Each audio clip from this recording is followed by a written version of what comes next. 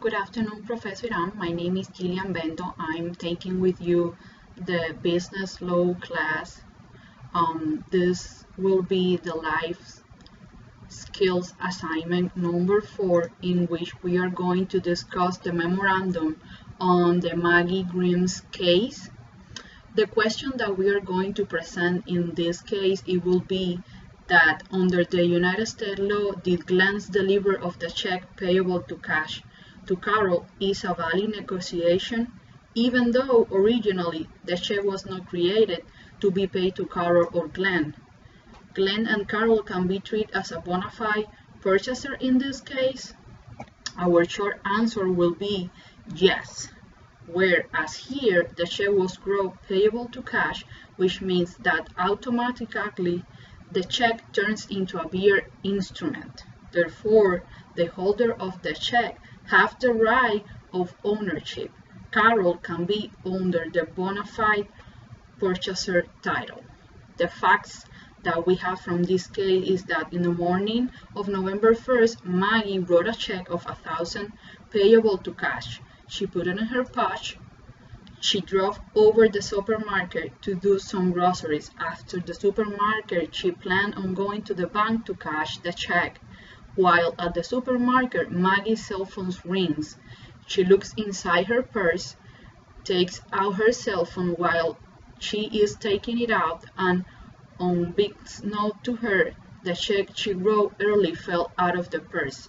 Maggie continues doing groceries without realizing anything about the check. Glenn, who was also doing groceries, walked through the aisle that Maggie was just in, sees the checks on the floor, and puts in his pocket. Glenn owes Carol $1,000, so she decides he is going to use the check he has to pay off his debt to Carol. Glenn gives the check to Carol. Carol endorses the check on the back as follows: for deposit only, Carol used this and deposited into her bank account. The discussion that we are going to have in place now is like under the United States Uniform Commercial Code, a negotiable instrument such as a check or promissory note that is payable to the order of bearer or cash may be enforced, as for example, redeemment for payment by the party in possession. In this case, the check, it is a bearer instrument since the check does not have a designated payee.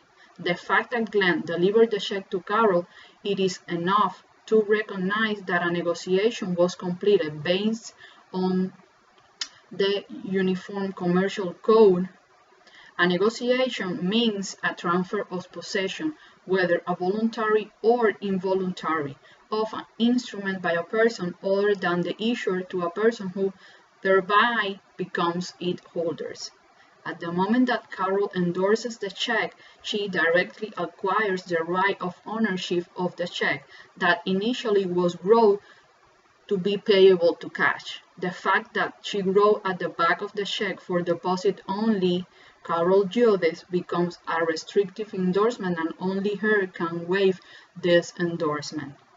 Third-party protection is available where the second party fully divests himself of his possession, even if his possession was mere indirect possession, meaning that Carol and Glenn are both bona fide purchasers. Therefore, Carol is entitled of depositing the check and Maggie cannot sue them. The conclusion of this case is that given the case law and the fact of this particular matter, although Maggie didn't write the check directly to Carol or Glenn, she turned the written check into a bearer instrument, given to the holder of this check all right of ownership to do with it whatever they wanted. The transference of the check from Glenn to Carol is a legal transaction. Therefore, Carol endorsing the check and depositing into her account, it is a valid transaction as well.